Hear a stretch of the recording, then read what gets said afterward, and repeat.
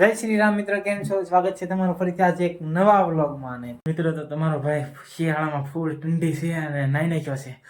જોઈ શકો છો ટાયર બહુ વાય છે.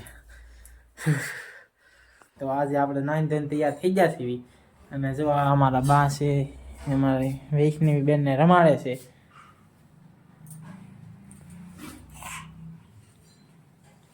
હાય હાય કેતો દીદી.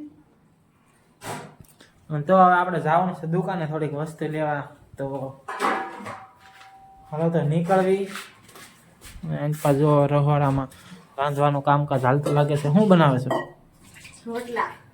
રોટલા બનાવે છે. જો એક તો બની ગયો છે અને એક ઓલપા છે. અને હવે કેટલા બનાવવાના છે?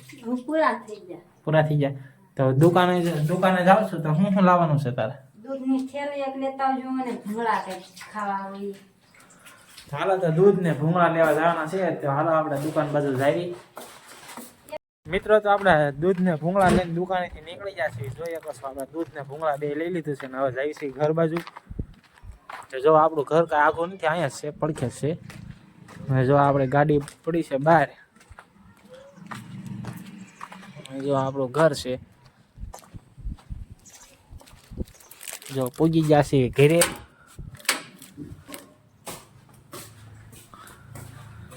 જો તમારું દૂધ ને ભૂંગળા આવી ગયું છે. એ શું કરે છો? દૂધ ને ગરમ કરું છું થોડું. શિયાળામાં ટાઢોણાનું પછી દીધું શરદી થઈ જાય છે એટલે ગરમ કરવું પડે ને. હા જો ઘી વાળો સ્પેશિયલ અમારો રોટનો સોર પડી ગયો. ઘી વાળો ગાયનું ઘી સોંપ્યું સ્પેશિયલ. એમાં કાંઈ ન મૂકે.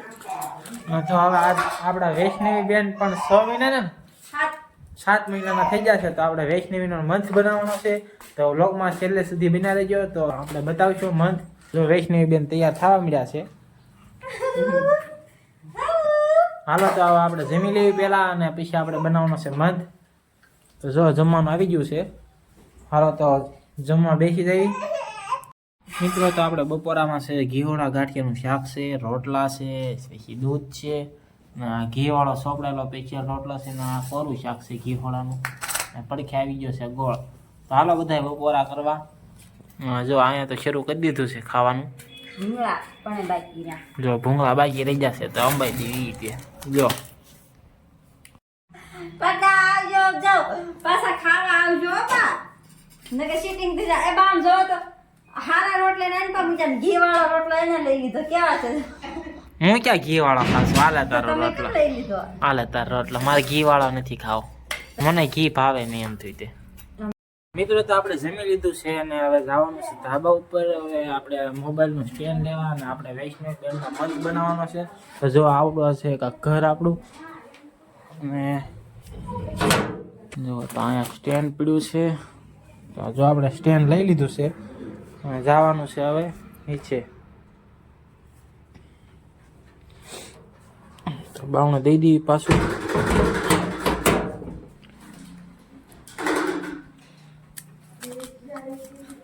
મિત્રો તો જો આપણે સ્ટેન્ડ લઈ લીધું છે ને હવે આપણે જવાનું છે નીચે.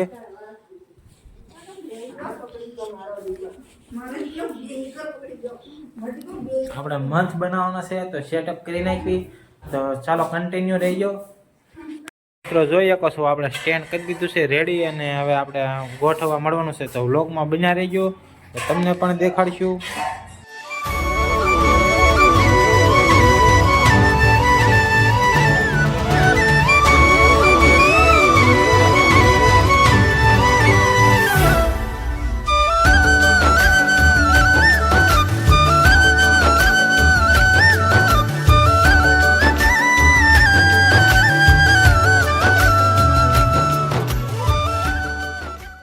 તો આપણે વૈષ્ણવી બેનનો મંચ તો બનાવી નાખ્યો છે અને વાગી ગયા છે જોઈએ કહો 4 વાગવા આવ્યા છે. તો ઘડીક હવે પોરો ખાઈ લેવી તો ઘડીક આરામ કરવાનો છે. તો ચાલો કન્ટિન્યુ રહીજો. મિત્રો તો ટાઈમ થઈ ગયો છે જોઈએ કહો 4:18 થઈ ગઈ છે અને હવે જાગી ગયા છીએ આપણે. અને ફોન ચાર્જિંગમાં મૂકી દેવી પહેલાં અહીંયા.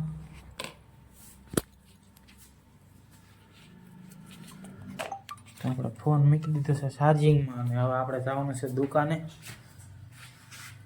દુકાને જઈને હવે બેસવાનું છે આપણે. હાલો તો હવે જઈએ.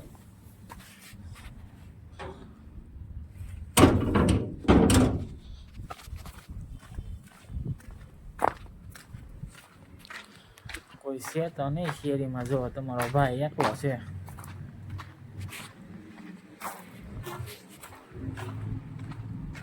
તો જો સામે તો આપણી દુકાન છે.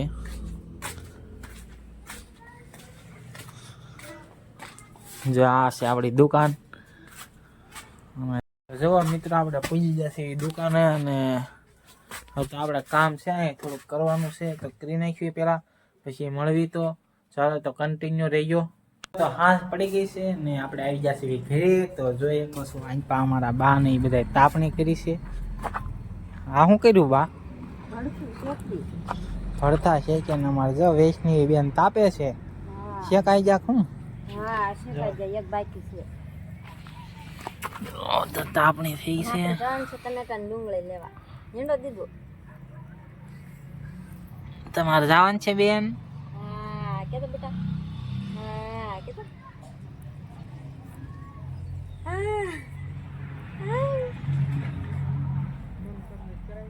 આપણે લઈ આવી ટમેટા ને ડુંગળી, પછી બનાવી નાખી ગોળો આપણે.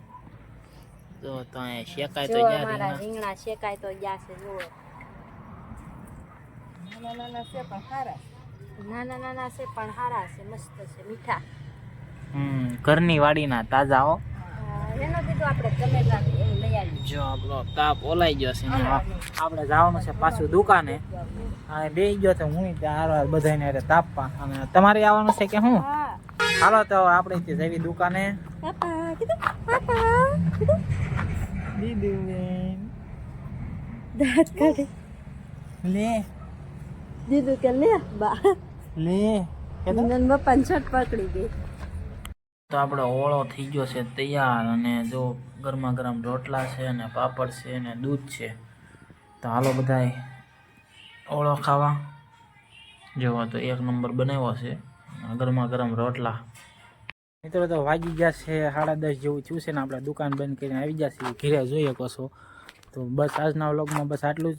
વ્લોગ ગમ્યો હોય તો લાઈક કરજો, શેર કરજો, સબસ્ક્રાઈબ કરજો અને મળીશું કાલે નવા વ્લોગમાં. ત્યાં સુધી બધાને જય શ્રી રામ.